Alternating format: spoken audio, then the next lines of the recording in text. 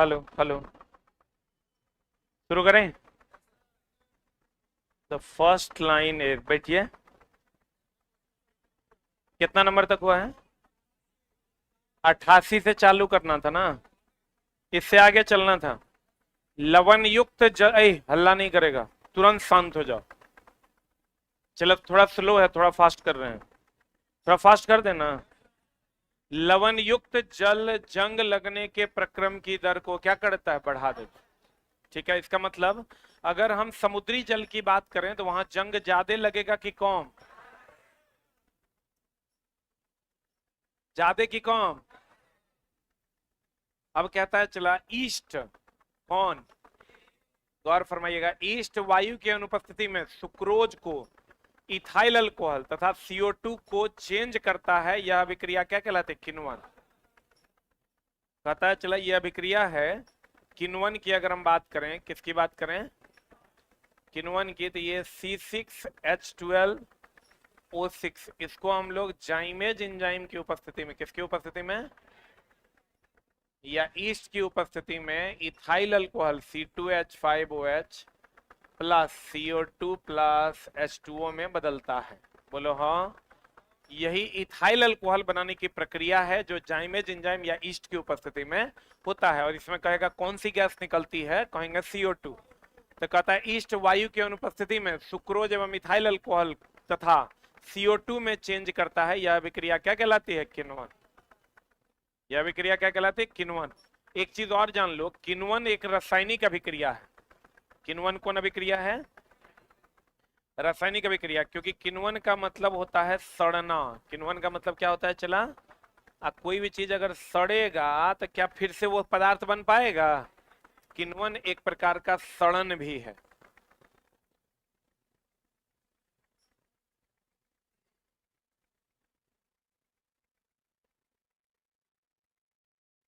हो गया? यह एक कौन अभिक्रिया है? रासायनिक अभिक्रिया। और इसका अर्थ क्या होता है? सड़ना। तो सड़ जाएगा तो क्या फिर से मिलेगा? नहीं मिलेगा। बढ़े। फिर कहता है चला कि बताओ, ऑक्सीजन से समृद्ध वायु को शरीर के अंदर लेना क्या कहलाता है? अंतः श्वसन। क्या कहलाता है? तथा CO2 युक्त वायु को बाहर निकालना क्या कहलाता है? उच्छावसन। उच्छावसन या निःश्वसन। उच्छावसन या इसी को हम लोग कहते हैं निःश्वसन। क्या कहते हैं चला? निःश्वसन। सांस लेना अंतः श्वसन और छोड़ना उच्छावसन या निःश्वसन। कौन सी ऐसी गैस है जो हम लोग लेते हैं और छोड़ते हैं? जितना लेते हैं उतने छोड़ते हैं। नाइट्रोजन। लिख लो। श्वसन की प्रक्रिया में, श्वसन की प्रक्रिया में, श्वसन की प्रक्रिया में, श्वसन की क्या प्रक्रिया में नाइट्रोजन अपरिवर्तित रहता है। नाइट्रोजन क्या रहता है?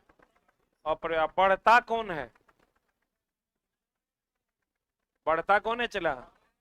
यही अगर कहता है ऑक्सीजन जो है वो घटता है। ऑक्सीजन क्या होता है? घटता है। कार्बन डाइऑक्साइड क्या होता है? बढ़ता है।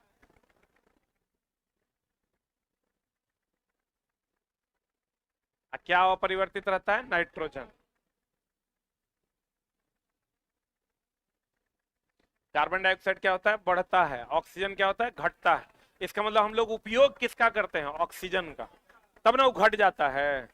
किसका उपयोग हम लोग नहीं करते? नाइट्रोजन का। कौन हमारे अंदर से आता है? Carbon dioxide. कौन हमारे अंदर से आता है? कार्बन डाइऑक्साइड हमारे अंदर से आता है। इस क्वेश्चन को घुमा फिरा के अगर पूछेगा तो कहेगा बताओ कौन हमारे अंदर से आता है? कौन आता है? Carbon dioxide. कौन बताओ किसका कोई परिवर्तन नहीं होता है? नाइट्रोजन। कौन हमारे शरीर में उपयोग कर लिया जाता है? ऑक्सीजन। क्योंकि उपयोग होता है तब ना घट जाता है। अगला कहता है अंतः श्वसन के समय, जब हम लोग अंतः श्वसन करते हैं तो पसलियां ऊपर और बाहर की ओर गति करता है। और डायफ्राम, ये डायफ्राम है चला, ये डायफ्राम जिसका आकार होता है धनुष के आकार का। किसके आकार का? डायफ्राम होता है चला धनुष के आकार का। कैसा होता है डायफ्राम? धनुष के आकार का, देख लो। अब अगर हम चला श्वसन करते हैं तो ये हमारी जो पसलियां हैं फूलती है कि सिकुड़ती है? फूलती है ना। आई जो डायफ्राम है ये ऊपर आता है, जब हम लोग छोड़ते हैं तो डायफ्राम नीचे जाता है और पसलियां सिकुड़ती हैं। ये ऊपर आया डायफ्राम, यहाँ डायफ्राम होता है, ये ऊपर आता है, छोड़ते हैं तो ये कहाँ जाता है? नीचे। आंसर बता दो क्या हो जाएगा? सॉरी, आंसर बता दो, कहते हैं अंतः श्वसन के समय पसलियां ऊपर और किधर की ओर? बाहर। अंतः श्वसन ऊपर आता है और किधर जाता है? बाहर। डायफ्राम, और डायफ्राम किधर की ओर? नीचे की ओर जाता है। तो कहता है अगला, कीटों में श्वसन श्वास रंध्र के माध्यम से होता है। किसके माध्यम से होता है? कीटों में श्वसन श्वास रंध्र के माध्यम से होता है। हाईलाइट कर लो। अब पत्तियों में श्वसन रंध्र के माध्यम से। अगर कह देगा पत्ती में श्वसन, पत्ती में श्वसन कह देगा तो किसके माध्यम से? रंध्र के माध्यम से होता है। तथा गैसों के विनिमय के लिए वायु नलिकाओं का जाल बिछा होता है, जिसे श्वास प्रणाली या क्या कहते हैं? वातक। कीटों में श्वसन किससे होता है? श्वास रंध्र से के माध्यम से होता है। तथा गैसों के विनिमय के लिए वायु नलिका को का जाल बिछा होता है, जो श्वास प्रणाली या वातक कहलाता है। श्वास प्रणाली या क्या कहलाता है? वातक कहलाता है। मछलियों में क्लोम, क्लोम जानते हैं? ये वाला, अरे यही नहीं देखा है रे? मछली का ये गलफरा है, गलफरा को इसे अगर उठाओगे तो यहाँ क्लोम रहता है। इसी को मछली का क्या कहते हैं? क्लोम।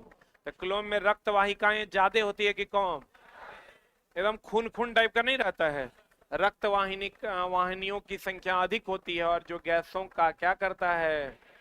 विनिमय करता है। गैस का विनिमय यहीं से होता है। छन्नी भी आप कह सकते हैं। क्या कह सकते हैं? गिल इसी से सांस लेता है। तो कहते हैं मछलियों में क्लोम में रक्त वाहिनिकाओं की संख्या क्या होती है? अधिक। गैसों का विनिमय, ये गैसों का विनिमय करता है। मनुष्य के शरीर में गैसों का विनिमय कौन करता है? मनुष्य में गैस का विनिमय, विनिमय मतलब इंटरचेंज। इंटरचेंज मतलब कार्बन डाइऑक्साइड देगा, ऑक्सीजन लेगा। कौन करता है? फेफड़ा। फेफड़ा, फेफड़ा का कौन भाग? एल्वियोली। एल्वियोली कौन करता है? चला एल्वियोली।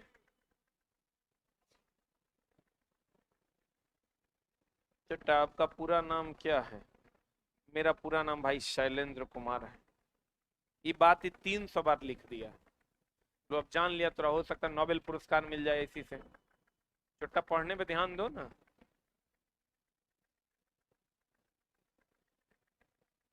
मनुष्य में गैसों का विनिमय कहाँ होता है? फेफड़ा।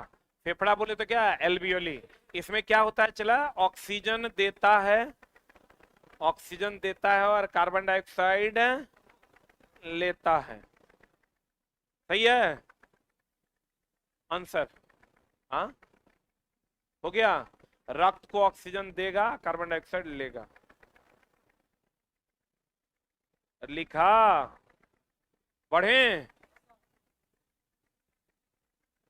अवायवीय श्वसन का अंतिम उत्पाद देख लो। चला अवायवीय श्वसन अगर होगा तो अवायवीय श्वसन का उत्पाद हो जाएगा एगो इथाइल अल्कोहल, इथाइल अल्कोहल, और दूसरा हो जाएगा चला लैक्टिक एसिड।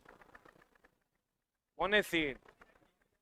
लैक्टिक अम्ल। और अगर कह देगा वायवीय श्वसन, एकदम क्लियर लिख लो, वायवीय श्वसन होगा तो CO2 प्लस ऊर्जा, CO2 प्लस जलवाष्प, जलवाष्प प्लस क्या? ऊर्जा।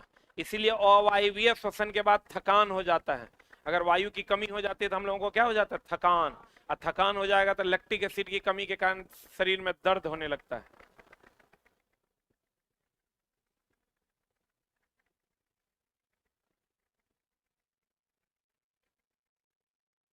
उसी को हम लोग 3 भाग में बांट देते हैं। अगर ऑक्सीजन की मात्रा साफे नहीं रहेगा, इथाइल अल्कोहल आंशिक रूप से रहेगा लैक्टिक एसिड, साफे नहीं रहे, साफे उपस्थित बहुत ज्यादा रहेगा कार्बन डाइऑक्साइड या जलवाष्प। इसको अगर हम 3 भाग में बांटते हैं तो ये नहीं रहेगा, ऑक्सीजन एकदम नहीं रहेगा, इसमें आंशिक रहेगा। अगर बहुत ज्यादा फंसाएगा तो कहेगा ऑक्सीजन एकदम नहीं है, तो कौन बनेगा? Ethyl alcohol. आंशिक रूप से अगर ऑक्सीजन रहेगा, कौन अम्ल? लैक्टिक अम्ल। अगर ऑक्सीजन उपस्थित रहेगा तब कार्बन डाइऑक्साइड जलवाष्प पर क्या? ऊर्जा। इसलिए जब ऑक्सीजन उपस्थित रहता है तो हम लोगों को ऊर्जा मिलता है। ऊर्जा मिलता है तो हम लोगों को दिक्कत नहीं होती। लेकिन जब दौड़ते हैं तो ऑक्सीजन की कमी होती है। तो ऑक्सीजन की कमी होती है यानी आंशिक होता है। आंशिक होता है तो लैक्टिक एसिड जमा होता है। लैक्टिक एसिड जमा होता है तो उसी के कारण जोड़ में क्या होने लगता है? दर्द होने लगता है। बोलन रे, नहीं समझा? जब हम लोग दौड़ते हैं तो पूर्ण रूप से ऑक्सीजन एब्सेंट होता है कि आंशिक रूप से? आंशिक रूप से ऑक्सीजन की कमी होती है। कम अंश में ऑक्सीजन की कमी हो जाती है तो आंशिक रूप से ऑक्सीजन की कमी होगी तो क्या जमा होगा? Lactic acid. और लैक्टिक एसिड जमा हो जाने लगा तो क्या हो जाने लगा? थकान होगा, दर्द उत्पन्न होगा। मांसपेशियों में दर्द होता है किसके कारण? Lactic acid. थकान किसके कारण होता है? लैक्टिक एसिड का। क्लियर है? ऑक्सीजन अनुपस्थित हो जाएगा तो कुछ देर बाद ऐसे भी चला बेहोश हो जाएगा, मरिए जाएगा। कहता है रक्त एक तरल से बना है जिसे हम लोग क्या कहते हैं? प्लाज्मा। अब प्लाज्मा में जल की मात्रा कितनी? कितना परसेंट? 90 से 95%। कितना परसेंट? रक्त एक तरल से बना है जिसे हम लोग क्या कहते हैं? प्लाज्मा। अब प्लाज्मा का काम है चला कार्बन डाइऑक्साइड तथा नाइट्रोजनी अपशिष्ट का परिवहन। नाइट्रोजनी अपशिष्ट का परिवहन। नाइट्रोजनी अपशिष्ट का परिवहन। अपशिष्ट का क्या चला? परिवहन। नाइट्रोजनी अपशिष्ट का क्या? परिवहन। ये किसका काम है? प्लाज्मा का। कार्बन डाइऑक्साइड तथा नाइट्रोजनी अपशिष्ट का क्या? परिवहन।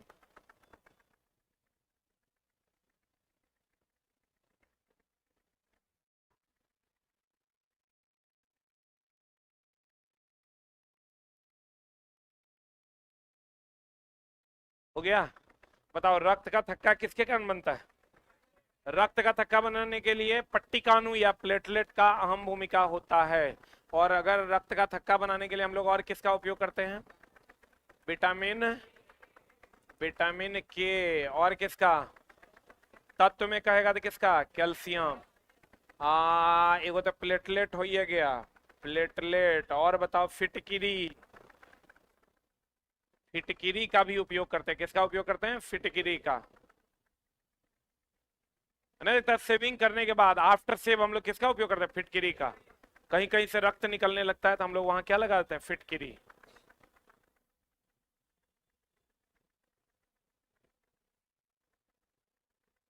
विटामिन के, कैल्शियम, प्लेटलेट या क्या? फिटकिरी।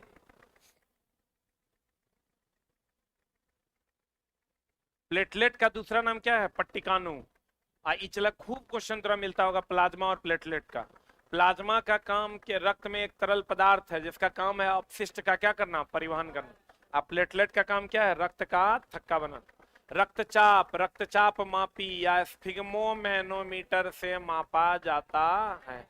लेकिन यही हृदय की ध्वनि कंपन को नापा जाता है स्टेथोस्कोप। दोनों अलग अलग है। रक्तचाप नापते हैं हम लोग स्फिग्मोमेनोमीटर से। हृदय की धड़कन हम लोग नापते हैं स्टेथोस्कोप से। यहाँ लगाते हैं। आई जो रक्तचाप नापता है ये वाला, ये स्फिग्मोमेनोमीटर है। क्या है ये? धमनी से सिरा में रक्त का स्थानांतरण केशिका, कोशिका न, केशिका क्रिया द्वारा होता है। क्योंकि केशिका क्रिया क्या है? केशिका का काम है बिना बाह्य बल के तरल को एक जगह से दूसरे जगह ले जाना। एक जगह से दूसरे जगह ले जाना। एक जगह से दूसरे ले जाना। एक जगह से दूसरे जगह ले जाना।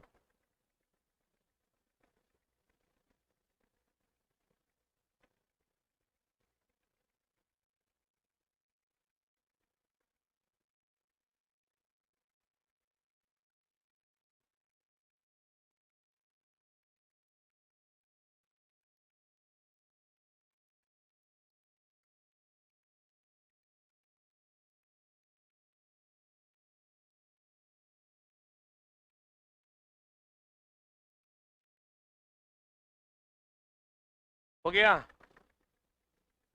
अगला, हृदय स्पंदन, हार्टबीट, लयबद्ध संकुचन और क्या है, लयबद्ध विश्रांति।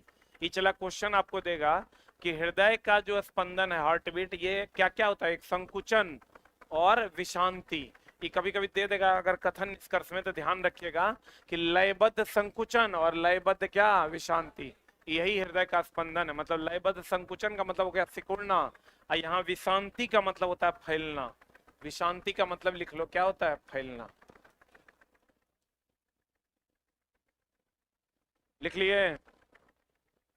हृदय के स्पंदन को किससे नापते हैं, स्टेथोस्कोप से। किससे नापते हैं, और मूत्र में कितना परसेंट जल, कितना परसेंट, 95% जल होता है, 2.5% यूरिया, और 2.5% क्या होता है, अन्य होता है। यानी मैक्सिमम परसेंटेज कितना, 95% क्या होता है, जल। और हम बोले थे तुमको, रेगिस्तान में जो मूत्र होता है, रेगिस्तान में मूत्र कैसा होता है, पतला। मात्रा क्या होता है, मात्रा होता है कम। रेगिस्तान का मूत्र होता है पतला, मात्रा होता है कम। सही है ना। ये भी क्वेश्चन तुमको एनसीईआरटी में मिलेगा। रेगिस्तान में मूत्र होता है पतला, मात्रा होती है कम। और शुष्क होगा कि उष्ण, शुष्क की उष्ण, उष्ण।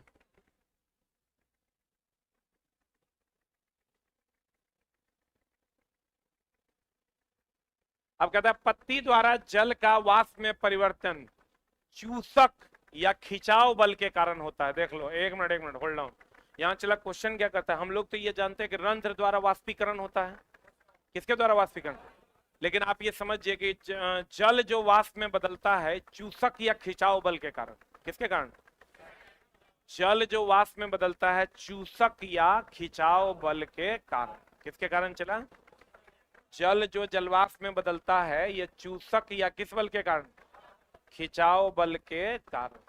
मानव शरीर में होंठ, ये देखो यही क्वेश्चन आता है अधिकतर, आईएनसीईआरटी का डायरेक्ट क्वेश्चन है। किस कहां पसीना नहीं बनता है, श्वेत ग्रंथि होंठ में नहीं होता है वहां, इसीलिए पसीना आता है कि नहीं आता है। पूरे शरीर में एकमात्र जगह है होंठ जहां पर पसीना नहीं आता। और अधिकांश पादपों में कायिक अंग के रूप में हम लोग जानते हैं किसका उपयोग होता है, तना। तना जानता है, काट कर लगाना।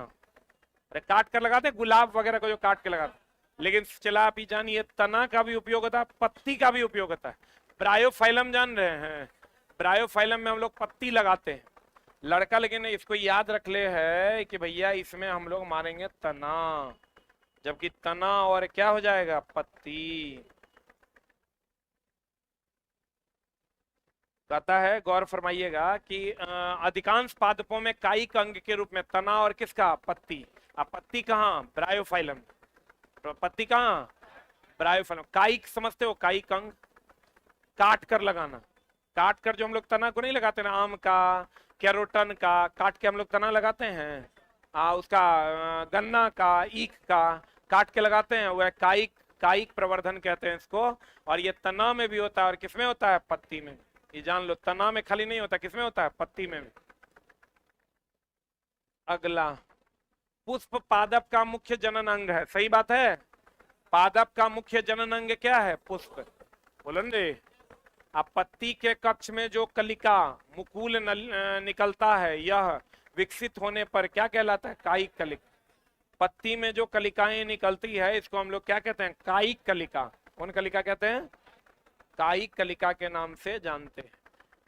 डेहलिया, डलिया ने, डेहलिया शकरकंद क्या है, जड़ द्वारा पौधे का उत्पादन करता है। शकरकंद तो करवे करता है, सब जानता है। शकरकंद किससे उत्पादन करता है, जड़ से। लेकिन चला जानिए डहलिया भी किससे जो उत्पादित करता है, जड़ से। डहलिया किससे करता है, शकरकंद मारेगा सब मार देगा, किससे, जड़ से। लेकिन अब जानिए कि डहलिया भी किससे करता है, जड़ से।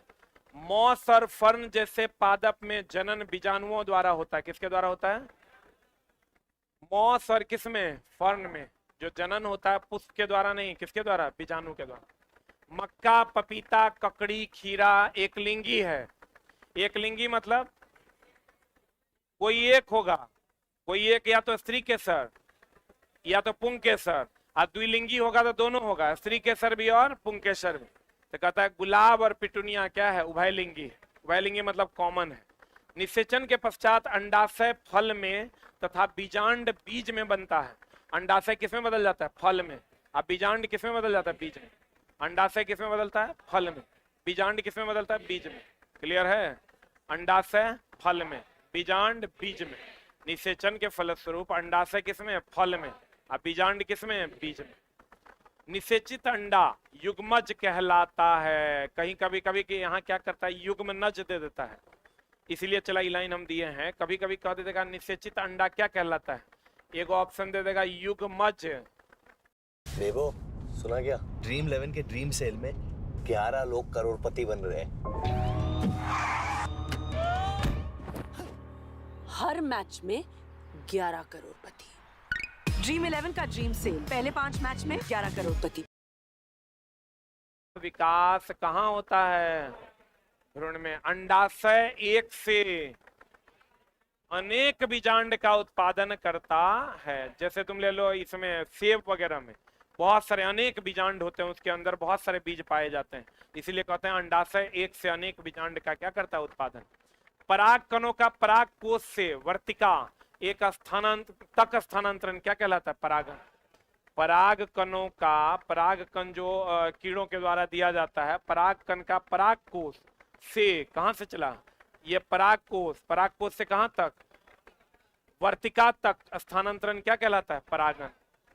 साधारण लोलक का अध्ययन सर्वप्रथम किसने किया था, गैलीलियो। ये चला गैलीलियो की 3 बातें आपको देखने को मिलेगी। गैलीलियो पहले तो गति का समीकरण यही दिया था, गति का समीकरण किसने दिया, सरल लोलक।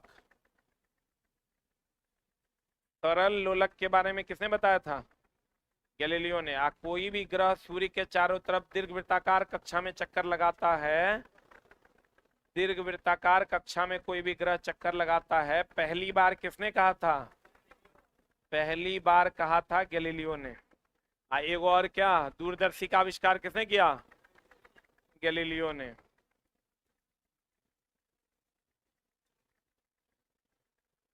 सिंपल पढ़ लो, लड़का खूब पढ़ता है। दूरदर्शी का आविष्कार गैलीलियो, दूरदर्शी का आविष्कार गैलीलियो। लेकिन अब आप जानिए, गति का नियम दिया था न्यूटन ने, गति का समीकरण दिया था v बराबर u प्लस एटी। जो कहते हैं ना, v बराबर u प्लस एटी, s बराबर ut plus half eighty square. सरल लोलक, इसका भी आविष्कार किसने किया था, गैलीलियो ने। दीर्घवृत्ताकार कक्षा में कोई भी ग्रह चक्कर लगाता है, पहली बार किसने कहा था, गैलीलियो ने। दूरदर्शी का आविष्कार भी किसने किया था, गैलीलियो ने। अब आपको पूछ देगा कि बताइए सरल लोलक का आविष्कार किसने किया, ये कहीं लिखले नहीं है चला, लेकिन एनसीईआरटी में है, तो मिस नहीं करना है। किसने किया था, गैलीलियो ने। गति का समीकरण किसने दिया था, ये जो v बराबर u प्लस एटी, s बराबर ut plus half eighty square, v square बराबर u स्क्वायर प्लस 2s, आविष्कार किसने किया था, गैलीलियो ने। जब किसी तार से विद्युत धारा प्रवाहित किया जाता है तो वह तार तप्त हो जाता है। यह विद्युत धारा का कौन प्रभाव है, ऊष्मीय प्रभाव। इस सबको बता, देखो विद्युत धारा का ऊष्मीय प्रभाव जरूर याद रखना। ऊष्मीय प्रभाव की खोज जूल ने किया, रासायनिक प्रभाव का खोज फेराडे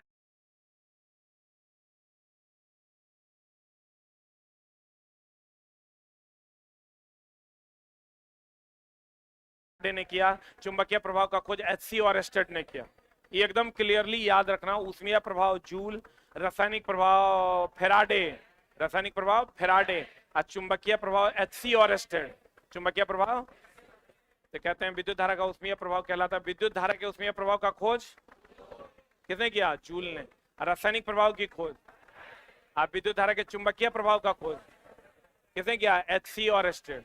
किसने किया, बताओ। समतल दर्पण में बना प्रतिबिंब, एक चीज का ध्यान रखना चला, यहाँ क्वेश्चन लाइन हम इसलिए दिए हैं कि एक होता है वास्तविक प्रतिबिंब, एक होता है काल्पनिक प्रतिबिंब। ये हमेशा ध्यान रखना, इसका जब क्वेश्चन आता है तो बच्चा गड़बड़ करता है। वास्तविक प्रतिबिंब, वास्तविक प्रतिबिंब पर्दे पर उतार सकते हैं, पर्दे पर उतार सकते हैं, पर्दे पर उतार सकते हैं। काल्पनिक प्रतिबिंब, काल्पनिक प्रतिबिंब पर्दे पर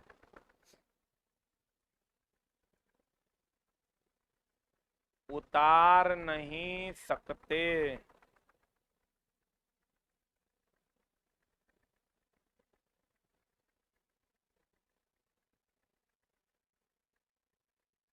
एकदम याद रखो, चला वास्तविकता जो होगी उसी को ना पर्दे पर उतारिएगा, काल्पनिक प्रतिबिंब को आप पर्दे पर उतार नहीं सकते। और एक चीज और, अनंत पर स्थित, अनंत पर जो बनने वाला प्रतिबिंब है उसको भी आप पर्दे पर उतार नहीं सकते। अनंत तो चला अनंत पर है, तो उसको कैसे पर्दा पर उतारिएगा, उतार पाइएगा? काल्पनिक बनने वाला प्रतिबिंब और अनंत पर बनने वाला प्रतिबिंब को पर्दे पर उतारना संभव नहीं है। वास्तविक प्रतिबिंब को पर्दे पर उतारा जा सकता है। वास्तविक प्रतिबिंब पर्दे पर उतार सकते हैं, काल्पनिक प्रतिबिंब या अनंत पर स्थित प्रतिबिंब को पर्दे पर उतारना संभव नहीं। चलिए,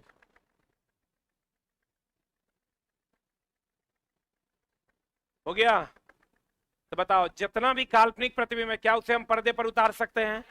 क्या हम उसे देख सकते हैं?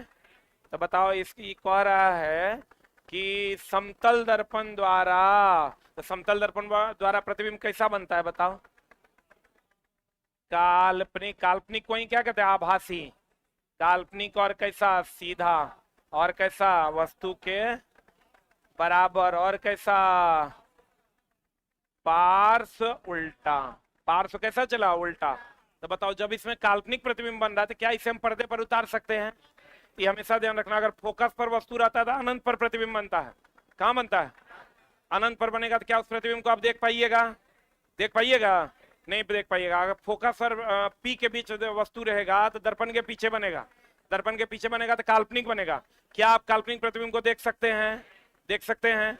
नहीं देख सकते हैं। तो कहता है समतल दर्पण द्वारा बना प्रतिबिंब काल्पनिक होता है और प्रतिबिंब को पर्दे पर प्राप्त, खाली समतल दर्पण नहीं चला, कभी भी काल्पनिक प्रतिबिंब बनेगा तो आप उसे पर्दे पर प्राप्त नहीं कर सकते हैं। कहां प्राप्त नहीं कर सकते?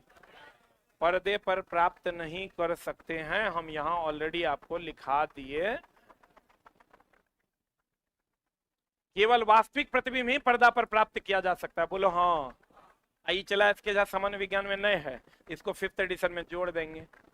बोलो रे, वो लड़का आ जाए, चला हमसे भी स्टाफ से भी लड़ गया, बाहर गया वो दुकान वाला से भी लड़ गया, अंदर आया तो हमसे भी लगभग लड़िए गया वो। मतलब समझ लो, दुकान वाला से तो स्टाफ से तो ऐसे लगा कि मार हो जाएगा। हम अंदर में बैठे हुए थे तो हम आवाज सुने तो हम बोले कौन है, भेजो मेरे पास। आया वो बेचारा, बहुत बारीकी, अभी क्लास देख भी रहा होगा वो छोटा, बहुत बारीकी से वो अध्ययन करता है बेचारा। तो मेरे पास आया, बोलता है एगो बात बताइए सर, आप लोग ठगबे न करते हैं? हाँ। बोले अरे साला कैसे ठग लिए हम? बोला कि बताइए 4th एडिशन में और 3rd, आपको 4th एडिशन लाए, ओकरा में 30 पन्ना कम है 3rd एडिशन से। 3rd एडिशन में जितना पन्ना है आपका, मान लो X पन्ना है, तो 4th एडिशन में आपका पन्ना 30 पन्ना बढ़ना चाहिए। ये लेकिन X - 30 है आपका, हमको पन्ना नहीं याद है इसलिए X मान लिए हैं। तो बोला 30 पन्ना घटिए गया। आप बोले जोड़े हैं। पूरा लड़ गया वो। 4th एडिशन का बुक ले गया था उस दुकान वाले से, बोला किताब रखिए अपना, हमरा 3rd एडिशन चाहिए, काहे कि ओकरा में ज्यादा माल है, एकरा में कम है। तो हम तब ओकरा बैठा के हम समझाए कि देखो बाबू, ऐसा है कि हम ऐसा 4th एडिशन लाए, इसका ये मतलब था कि इसमें हम जो जरूरी बातें नहीं थी उसको काट दिए। आज जहां जहां लगा कि इस पूरे टॉपिक को 5 पन्ना को एगो टेबल में दे के हम समझा सकते हैं, उसको एगो टेबल में कर दिए। जैसे 4th एडिशन लाए, जो जरूरी जो अनइम्पोर्टेंट बातें थी उसको काट दिए। जहां लगा कि बहुत बड़ा मटेरियल है और उसको मात्र 1 पन्ना में, 5 पन्ना को 1 पन्ना में लाया जा सकता है, टेबल बना करके समझाना भी आसान होगा, उसको हम टेबल बना दिए और 5 पन्ना को हटा दिए। उसके बाद 1 लाइनर अलग से जोड़े, तो 50 पन्ना घटा, 20 पन्ना बढ़ा, तो 30 पन्ना घट गया। तो अब जाके कहा था हमको दिखाइए कहां कहां आप क्या क्या जोड़े हैं। लेकिन हम मजाक में नहीं लेना, मतलब खूब बढ़िया से प्रणाम भी किया, लेकिन हमारी बात सुनने के लिए तैयार नहीं था। तब हम पूरा किताब में, चूंकि हमारा चला मेरे किताब का सब बात पता है, हम अपना पूरा किताब में कहाँ कहाँ जोड़े हैं वो सब ओकरा दिखाए, तब वो संतुष्ट हुआ, कहा हाँ अब लग रहा है ठीक है। न तो उस आरबीडी से जो किताब आया था वो रख ले था, थर्ड एडिशन ले ले था, अब फोर्थ खरीदने आया था, अब फिफ्थ आएगा, अब तो और आग बबूला हो जाएगा।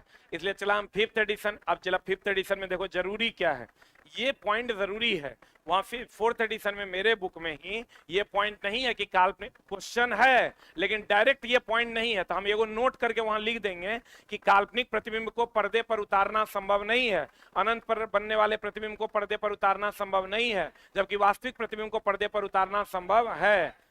तो हम ये बात लिख देंगे तो बच्चा अपने बुझाएगा, वास्तविक होगा इसलिए पर्दा पर उतार सकते हैं, और कल्पना है इसलिए पर्दा पर उतार नहीं सकते, अनंत पर इसलिए पर्दा पर उतार नहीं सकते। जैसे ही लिख देंगे और तब कहेंगे भैया तब एनसीईआरटी डायरेक्ट एकरा से बन जाएगा, क्योंकि उसी का लाइन यहाँ है, उसी का लाइन हम वहां चाप देंगे। तो बच्चा एनसीईआरटी नहीं पढ़ेगा तो पढ़ लेगा तो अगर काम हो जाए। यही फोर्थ और फिफ्थ का मामला होगा। लेकिन फिर जब फिफ्थ लाएंगे फिर को किया गया, साला 6 महीना पर चौथा पचवा कर रहे, इसलिए हम पहले बाबू पढ़ा देते हैं, आप लोगों को फिफ्थ एडिशन लेने की कोई आवश्यकता नहीं है। कहते हैं प्रकाश सरल रेखा के अनुदिश गमन करती है, सही बात है, लेकिन है ये अनुप्रस्थ, लेकिन है ये अनुप्रस्थ। अगर कह देगा अनुप्रस्थ बोले तो ऐसा। अब देखो यहां पर थोड़ा सा गड़बड़ है, चला प्रकाश सरल रेखा के अनुदिश गमन करता है, लेकिन अगर प्रकृति कहेगा तो कैसा, अनुप्रस्थ, टेढ़ा मेढ़ा। ये बात में उतने कॉन्ट्राडिक्शन है जितना हम कल बोले थे तोरा कि विद्युत धारा का प्रवाह पॉजिटिव से निगेटिव है, इलेक्ट्रॉन का प्रवाह निगेटिव से पॉजिटिव बोले थे। तो वैसे ही प्रकाश सरल रेखा के अनुदिश गमन करती है, लेकिन इसकी प्रकृति होती है टेढ़ी, बोलवे नहीं करेगा। और टेढ़ी प्रकृति को क्या कहते हैं, अनुप्रस्थ की अनुदैर्घ्य, अनुप्रस्थ की अनुदैर्घ्य, अनुप्रस्थ कहते हैं। जैसे विद्युत धारा का प्रवाह प्लस से किधर की ओर, माइनस की ओर, उच्च विभव से किधर की ओर, निम्न विभव की ओर। इलेक्ट्रॉन का प्रवाह माइनस से प्लस की ओर, माइनस से किधर की ओर, प्लस की ओर। वैसे ही प्रकाश सरल रेखा के अनुदिश गमन करती है, लेकिन कैसी होती है, अनुप्रस्थ। कैसी होती है, अनुप्रस्थ होती है, जिसका वेग कितना होता है, 3 × 10⁸ जो किसने खोजा था, रोमर ने। कितना ईस्वी में, 1676 में। कितना ईस्वी में खोजा था, कहता है कोई भी पॉलिश किया हुआ अथवा चमकदार वस्तु पृष्ठ दर्पण के समान ही व्यवहार करता है। अब देखो चला, दर्पण किसको कहते हैं, जिसके पिछवाड़े में पॉलिश किया हुआ, क्या किया हुआ, हे रे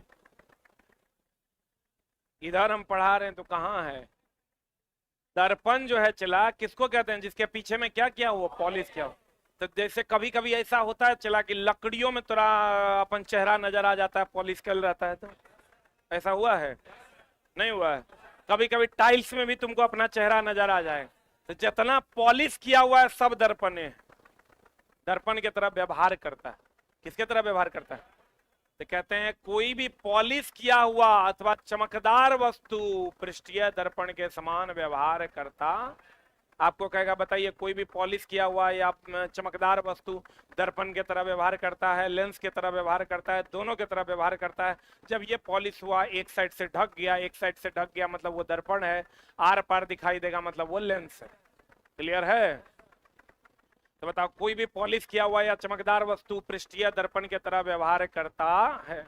अधिकांश ऊंचाई वाले वृक्ष के ऊपरी भाग के पर तना की आकृति को क्या कहते हैं, क्या कहते हैं इसको, वितान या कैनोपी कहते हैं। ये जो ऊपर वाला भाग है, अधिक ऊंचाई वाले वृक्ष के ऊपरी भाग पर तना की आकृति को क्या कहते हैं, वितान या कैनोपी कहते हैं। हाईलाइट कर लो, याद रखना।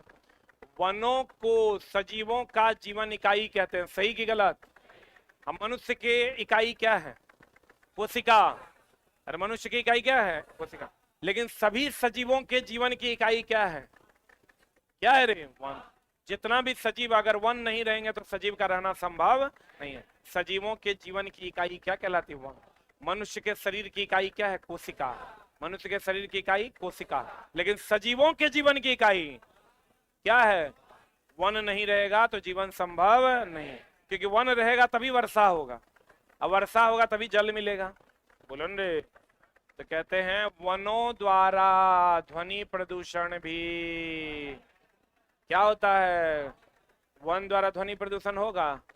अरे वन के द्वारा ध्वनि प्रदूषण होगा? एकदम नहीं होगा, बहुत कम के बराबर होगा, नेग्लिजिबल होगा। अब प्रत्यक्ष ऊर्जा का स्रोत कौन है? आज सबसे कम प्रदूषण, सबसे कम प्रदूषण कौन कौन रे? अब विशाल ऊर्जा का स्रोत, विशाल ऊर्जा कहां से मिलती है? सूर्य से। विशाल ऊर्जा कहां से मिलती है? सूर्य से। अब सूर्य की ऊर्जा नवनीकरणीय है कि अनवनीकरणीय? नवनीकरणीय ऊर्जा का क्या है स्रोत?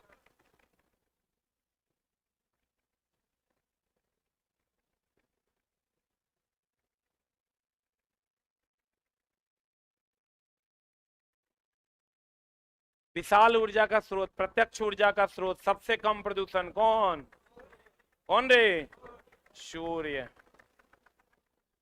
बता, विश्व जल दिवस कब? 22 मार्च 2005। संयुक्त राष्ट्र द्वारा 2005 से 15, 10 साल, कितना से कितना की अवधि को जीवन के लिए जल दशक घोषित किया गया था। बताओ, एक मनुष्य के लिए मिनिमम कितना लीटर? 50 लीटर। एक मनुष्य के लिए मिनिमम कितना लीटर? 50 लीटर जल की आवश्यकता होती है। 2005 से 2015 तक की अवधि को जल दशक के नाम से जाना जाता है। अब बड़े और छोटे पाइप में जल को क्या कहते हैं? सीवर। ये देखो, ये चला जो पाइपलाइन बिछाया हुआ है ना, जिससे पाइप को हम लोग, जिससे पानी को बाहर ले जाते हैं, उसको हम लोग सीवर कहते हैं। क्या कहते हैं उसको? सीवर कहते हैं। क्या कहते हैं? कौन पाइप को? जो पानी का पाइप, जो मोटका मोटका पाइप या पतर का पाइप जो लगा हुआ है ना बाहर में, वो सब कौन पाइप है? सीवर है। क्या है? सीवर कहते हैं उसको। हैजा, टाइफाइड, पोलियो, मेनिंजाइटिस, हेपेटाइटिस, पेचिस इत्यादि कौन प्रदूषण है? आप पृथ्वी पर उपलब्ध पानी मात्र कितना %? 0.006% ही पीने लायक है। कितना %? काय गो जीरो? 2 गो जीरो, एगो 6, 2 गो जीरो, एगो 6, क्योंकि ऑप्शन में 2 गो जीरो भी देगा, एगो जीरो भी देगा, 3 गो जीरो भी देगा, तो काय गो जीरो? 2 गो जीरो, एगो 6। एगो चीज और ध्यान रखिएगा चला जी, तब डेटा है चला, सब रट्टा मार है। आपको क्वेश्चन पूछेगा कि पत्ती जो है प्रकाश से, ये एनसीईआरटी का क्वेश्चन है, 1% भाग ही उपयोग करता है। सूर्य के प्रकाश का प्रकाश संश्लेषण में मात्र 1% भाग ही उपयोग किया जाता है। लिख लो कहीं पर, पत्ती प्रकाश संश्लेषण में, प्रकाश संश्लेषण में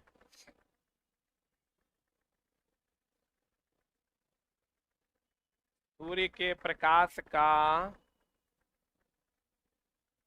1% भाग ही प्रयोग करता है। बीपीएससी टीआरई 1.0 या 2.0 का ही क्वेश्चन है। कै % भाग? 1% भाग। सूर्य के प्रकाश का कितना % भाग? 1% भाग ही प्रयोग किया जाता है। और पीने लायक जल कितना है चला? 0.06%। अब बताओ, पृथ्वी पर आर्गन का परसेंटेज कितना है? 0.093%। ले लो, आर्गन का परसेंटेज जो है, ये सब चला एकदम रट्टा मार है। हम वो अगर याद नहीं करेंगे तो हम वो भूल जाएंगे। 0.093%। पृथ्वी पर उपलब्ध पानी की मात्रा 0.006%। काय गो जीरो? 2 गो जीरो, तो 1 गो जीरो, 2 गो जीरो, 3 गो जीरो, 4 गो जीरो करके दे देगा। 2 गो जीरो, 1 गो 6। आप पत्ती प्रकाश संश्लेषण में सूर्य के प्रकाश का कितना % भाग? 1% भाग है। एगो है चला लिंडमान का नियम। किसका नियम? ये भी एनसीईआरटी का क्वेश्चन है। ये जो हम लोग कहते हैं ना चला, उत्पादक, उत्पादक, प्राथमिक उपभोक्ता और कौन रे? तो नीचे से ऊपर जाएगा तो 10% ऊर्जा घटेगा कि बढ़ेगा? हाँ, 10% ऊर्जा घटेगा। ये नियम दिया था लिंडमान। एक मिनट, 10% ऊर्जा प्रयोग में लाएगा, इट्स करेक्ट, प्रयोग में लाएगा, प्रयोग में लाएगा, घटेगा कितना परसेंट, 10%। ये नियम किसने दिया था, लिंडमान। किसका नियम है ये, लिंडमान।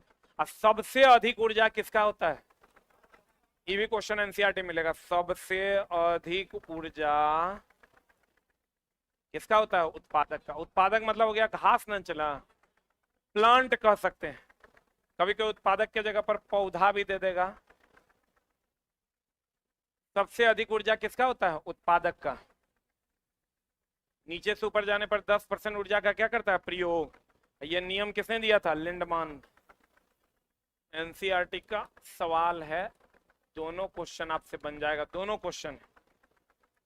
किसने दिया था, यह भी क्वेश्चन है। कितना परसेंट ऊर्जा प्रयोग करते हैं, यह भी क्वेश्चन है। सबसे अधिक ऊर्जा कौन देता है, यह भी क्वेश्चन। सबसे अधिक ऊर्जा कौन देगा, उत्पादक यानी प्लांट। सबसे अधिक ऊर्जा कौन देगा, उत्पादक। ये नियम किसने दिया था, लिंडमान। नियम किसने दिया था, लिंडमान ने। लिख लिए, लिखे। अब बताओ, पृथ्वी पर जल का उपलब्ध पानी की मात्रा कितना परसेंट,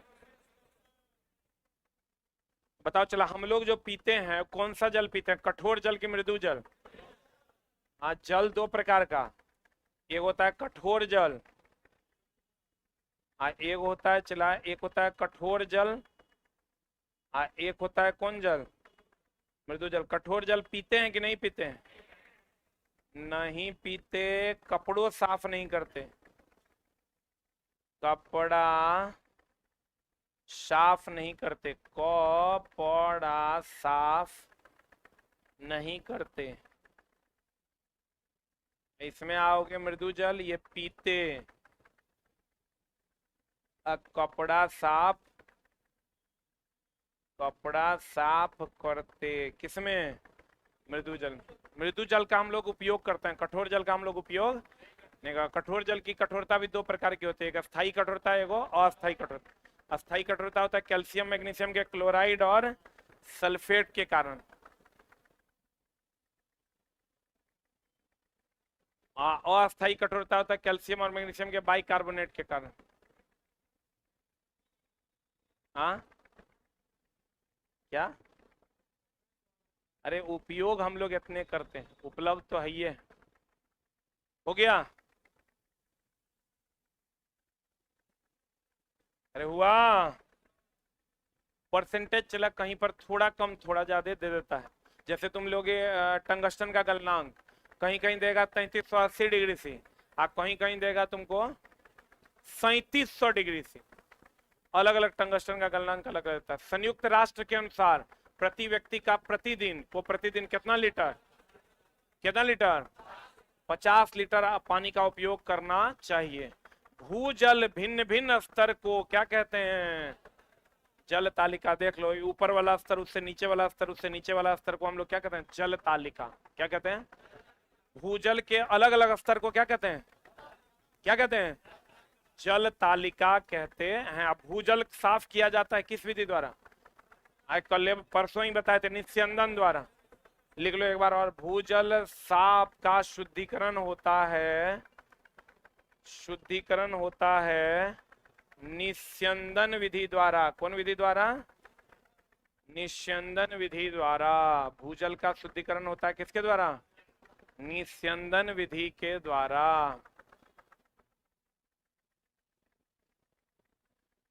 हाँ,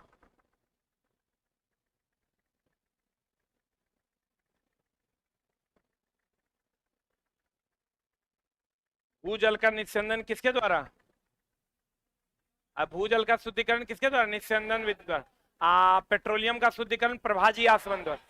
जल का शुद्धिकरण आसवन द्वारा, जल का शुद्धिकरण आसवन। समुद्री जल का शुद्धिकरण आसवन किसके द्वारा, पेट्रोलियम का शुद्धिकरण प्रभाजी आसवन। उर्वरक और खाद तो जानता होगा, चला, इसका क्वेश्चन एनसीईआरटी से ही लिंक है और खूब पूछता है। उर्वरक और क्या, खाद। ये चला, उर्वरक और खाद। खाद मतलब ये समझ लो, गोबर, समझ रहा है ना, खाद मतलब यहाँ हो गया गोबर, या यूं कहें वर्मी कंपोस्ट, वर्मी कंपोस्ट। उर्वरक मतलब हो गया डीएपी, और क्या, यूरिया, पोटास। तो चला ये देखो, सब तरीके से, जिंक भी, सब तरीके से उर्वरक जो है ये संतुलित है क्या असंतुलित? ये संतुलित है। और खाद क्या है? असंतुलित है। ये हानिकारक है अधिक, भूमि को ये बंजर बना देता है। चला, भूमि बंजर बना देगा अगर अधिक उपयोग कीजिएगा। इसमें भूमि बंजर नहीं होगा। जल का संचय अधिक कौन करेगा? खाद। गोबरे में ज्यादा जल का संचय करेगा रे कि यूरिया? जल संचय अधिक। इसमें जल संचय नहीं, जल संचय इसमें अलग से जल डालना होगा, जल संचय नहीं।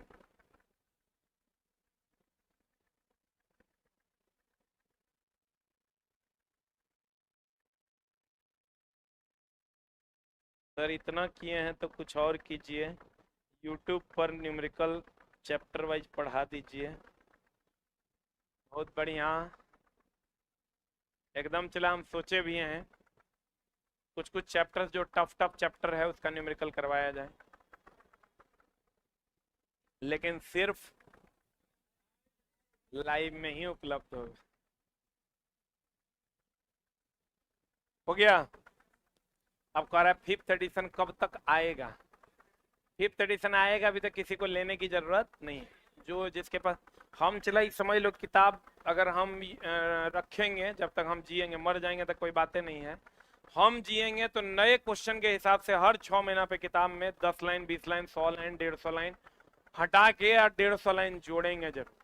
क्योंकि चला बहुत सारी बातें ऐसी हो गई है जो अब पूछी नहीं जाती।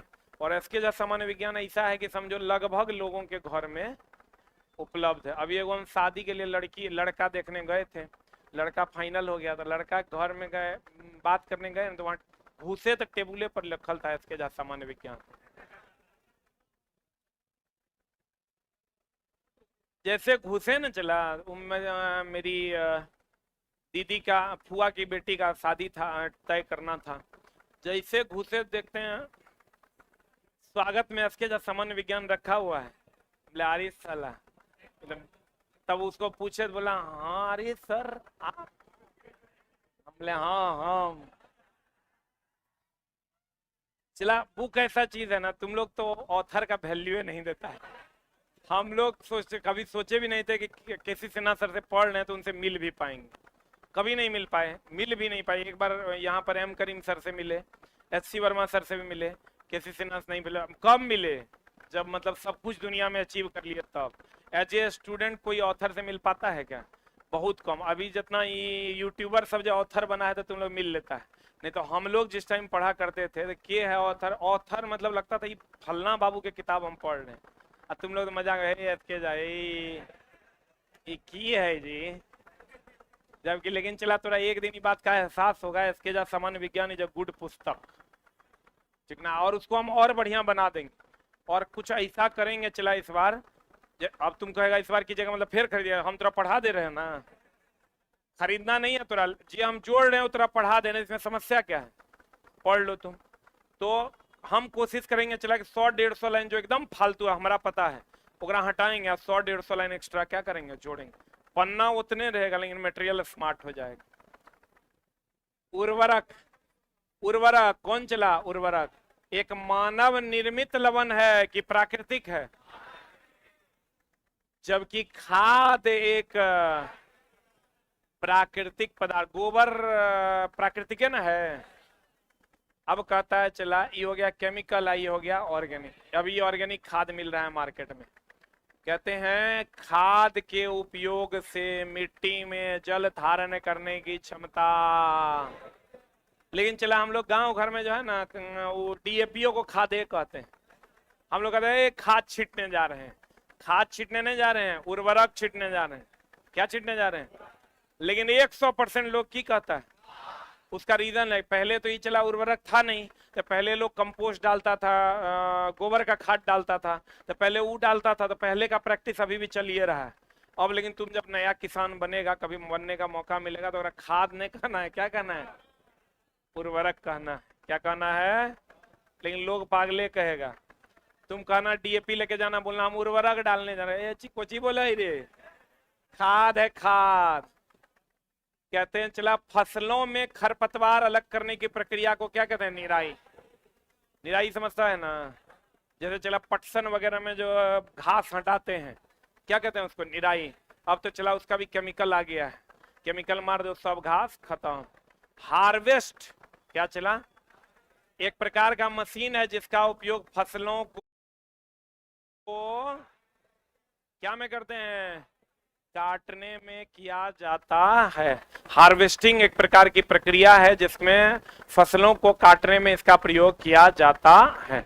निराई एक प्रक्रिया है जिसमें फसलों से क्या हटाते? खरपतवार। अरे पसनी खुरपी से नहीं करते निराई, हम लोग कहते कमौनी। अरे गांव घर की भाषा में उसको कहते हैं कमौनी। क्या कहते हैं? कमौनी। यहाँ अगर कमौनी नहीं रहता है ऑप्शन में, यहाँ रहता है निराई। क्या रहता है? निराई। या फसल काटने की प्रक्रिया को क्या कहते हैं? हार्वेस्टिंग। बीजों के बड़े पैमाने पर भंडारण को क्या कहते हैं? साइलो। क्या कहते हैं? चला बीजों के बड़े पैमाने पर भंडारण को क्या कहते हैं? साइलो। क्या कहते हैं? इस सब एनसीईआरटी का लाइन है। बीजों के बड़े पैमाने पर भंडारण को क्या कहते हैं? साइलो। लीवर में विटामिन ए तथा कॉड लीवर में विटामिन डी। अब ई को ई लाइन जब जोड़ेंगे चला किताब में, तो बच्चा को डाउट नहीं होगा कि भैया लीवर में विटामिन ए, लीवर में क्या, मछली के कॉड लीवर में विटामिन डी। तो लड़का एकदम क्लियर रहेगा कि लीवर में विटामिन ए या कॉड लीवर में विटामिन डी। लीवर में विटामिन ए, कॉड लीवर में विटामिन डी। लीवर में विटामिन ए, कॉड लीवर में विटामिन डी। लीवर में विटामिन ए, कॉड लीवर में विटामिन डी। क्लियर है? अतिसार एवं मलेरिया किससे होता है? प्रोटोजोआ से। जबकि टाइफाइड एवं क्षय रोग जीवाणु। इचला अधिकतर ही पूछा जाता है। क्लोमाइडोमोनास और स्पाइरोगायरा सवाल है। जबकि राइजोपस क्या है? ये राइजोपस ही चला ना ब्रेड पर लगता है। ब्रेड पर कहेगा ब्रेड सड़ता है किसके कारण? कवक के कारण। कवक में भी किसके कारण? राइजोपस के कारण। कवक में भी किसके कारण? मेरा कल एग्जाम है, आशीर्वाद दीजिए। कौन एग्जाम है रे? अच्छा बीपीएससी टीचर वाला। क्लोमाइडोमोनास और स्पाइरोगायरा क्या है? सवाल। लेमिनेरिया भी क्या है? चला लेमिनेरिया भी क्या है? लेमिनेरिया जो है ये सवाल है। इससे क्या मिलता है? आयोडीन। लेमिनेरिया एक सवाल है जिससे क्या मिलता है? आयोडीन। और राइजोपस क्या है? कवक। राइजोपस क्या है? राइजोपस क्या है? राइजोपस कवक है। ब्रेड सड़ता है किसके कारण? राइजोपस के कारण। अब बताओ, एक ही चीज है जो सड़े हुए भोजन को खाता है। कवक। कौन? कवक सड़े हुए भोजन को खाता है। कौन अमाशय से निकाल कर खाता है? Star fish. कल बताए थे ना, अमाशय से निकाल कर कौन खाता है? Star fish. अमाशय से निकाल कर कौन खाता है? कौन? स्टार फिश अमाशय से निकाल कर खाता है। सड़े हुए भोजन को कौन खाता है? कौन खाता है? कवक। कवक को सड़ाता कौन है? राइजोपस। राइजोपस एक प्रकार का क्या है? कवक। राइजोपस क्या है? कवक है। जीवाणु एवं ईस्ट चावल के आटे के किण्वन में सहायक होते हैं, जिससे क्या बनता है? इडली और डोसा। सर्वप्रथम अलेक्जेंडर फ्लेमिंग ने जीवाणु रोगों से बचाव हेतु कवक से, कहां से? प्रथम प्रतिजैविक क्या बनाया था? पेनिसिलिन। इसमें चला 100 बात लिखल है। लाइन में 5 को लाइन लिखने से बढ़िया 1 लाइन लिखो। अगर तुमको कह देगा बताओ पहला एंटीबायोटिक कौन बनाया? कौन बनाया? Alexander Fleming.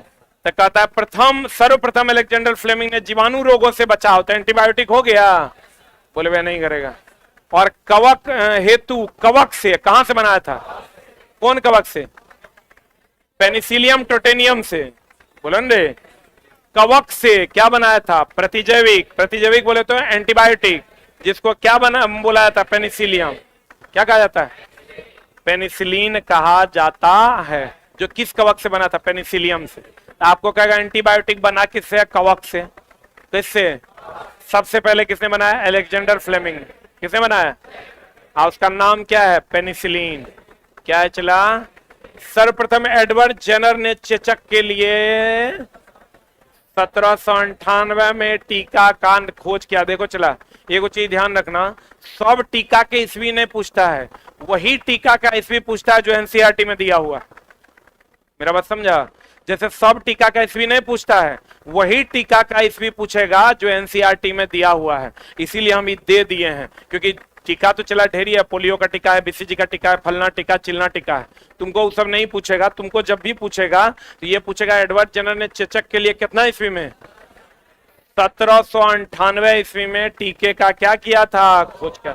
आएडिज से डेंगू, फाइलेरिया क्यूलेक्स से, मादा एनेफ्लिस से मलेरिया। इसमें कोई दिक्कत ना है? मादा एनेफ्लिस से मलेरिया। रॉबर्ट कोच ने कितना ईस्वी में? 1875 में। हाईलाइट कर लो, 1875 में बेसिलस एंथ्रासिस नामक जीवाणु की खोज की, जिससे एंथ्रेक्स रोग होता है। Very very important. किसने खोजा था? रॉबर्ट कोच ने। कितना ईस्वी में? 1875 में बेसिलस एंथ्रासिस नामक जीवाणु की खोज की, जिससे क्या रोग होता है? एंथ्रेक्स रोग।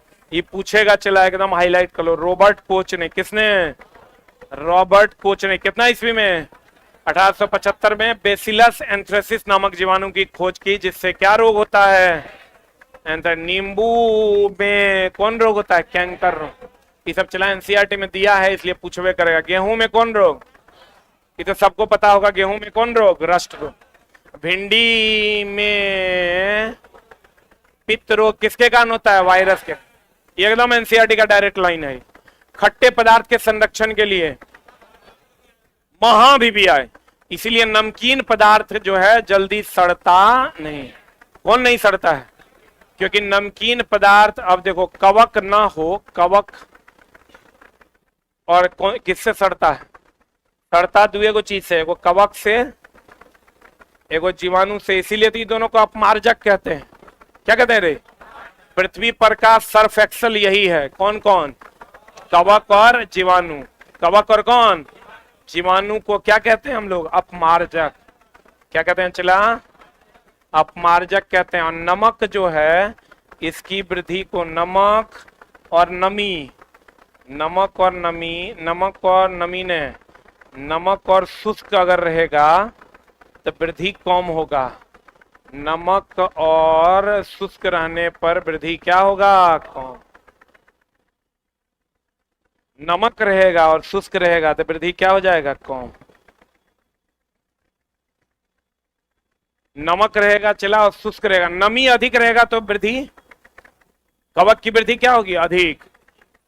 नमक और शुष्क रहेगा तो कवक और जीवाणु की वृद्धि क्या होगी? कम। वृद्धि कम होगा कवक और जीवाणु का। कवक और किसका? जीवाणु का वृद्धि जो होगा वो क्या होगा चला? कम। कवक और इसका वृद्धि जो होगा वो क्या हो जाएगा? कम। वृद्धि कम होगा कवक और किसका? जीवाणु का। वृद्धि कम होगा कवक और किसका? जीवाणु का। वृद्धि क्या हो जाएगा चला? कम।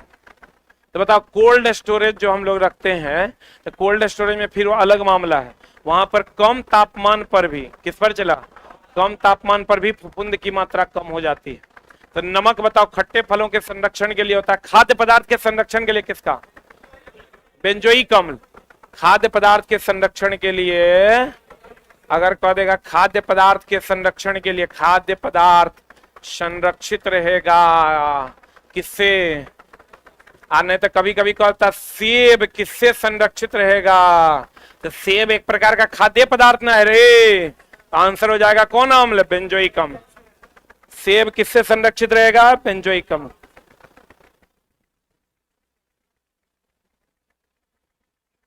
सेब किससे संरक्षित रहेगा? बेंजोइक अम्ल से। ऑक्जेलिक अम्ल से दाग और धब्बे हटते हैं। दाग और धब्बे किससे? दाग और धब्बे किससे? ऑक्जेलिक अम्ल से। किससे चला? ऑक्जेलिक अम्ल से दाग व धब्बे हट जाते हैं। बढ़े। अब फलों के संरक्षण के लिए कौन? बेंजोइक अम्ल। दाग व धब्बे हटते हैं किससे? ऑक्जेलिक अम्ल से। किससे? बता। खाद्य पदार्थ के संरक्षण के लिए देख लो अभी सोडियम बेंजोएट तथा सोडियम मेटाबाइसल्फाइड का उपयोग। कभी कभी बेंजोइक एसिड नहीं देता है तो आंसर क्या मारेंगे हम लोग? सोडियम बेंजोएट तथा सोडियम मेटाबाइसल्फाइड का उपयोग करते हैं। हाईलाइट कर लो क्योंकि हम लोग खूब पढ़ते हैं चला बेंजोइक अम्ल खाद्य पदार्थ के संरक्षण में। लेकिन अब आप जानिए खाद्य पदार्थ के संरक्षण में सोडियम बेंजोएट तथा सोडियम मेटाबाइसल्फाइड का उपयोग किया जाता है। जैम, जेली एवं स्क्वैश का संरक्षण किसके द्वारा? जैम वगैरह में चीनी और नमक दोनों संरक्षित करता है, इसलिए चीनी भी और कौन? नमक भी। लेकिन चला खट्टे पदार्थ का संरक्षण किसके द्वारा? नमक के द्वारा। इसीलिए देखता है अचार में क्या मिलाते हैं हम लोग? नमक। तो नमक मिला जाएगा तो अधिक समय तक संरक्षित रहेगा। लेकिन कुछ कुछ मीठा अचार भी होता है, बोलो रे, आंवला वगैरह में मीठा रस डालते हैं तो वो भी संरक्षित रहता है। लेकिन अगर खाद्य पदार्थों के संरक्षण के लिए कहा देगा तो बेंजोइक अम्ल। अब बेंजोइक अम्ल नहीं रहेगा तो कौन? सोडियम बेंजोएट या सोडियम मेटाबाइसल्फाइड। खाद्य पदार्थों का संरक्षण, सोडियम संरक्षण और परिरक्षण एक के बात है। कौन चला? सोडियम बेंजोएट या सोडियम मेटाबाइसल्फाइड। सोडियम बेंजोएट या सोडियम मेटाबाइसल्फाइड। क्लियर है? बोलो रे। हाँ, ये चला। आज कितना शुरू किए थे?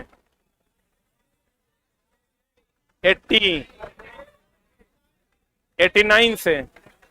आज 60 हुआ, कल से 70, 80, 90, 100, यानी नेक्स्ट वीक में इसको कंप्लीट कर लेंगे हम लोग। Thank you very much.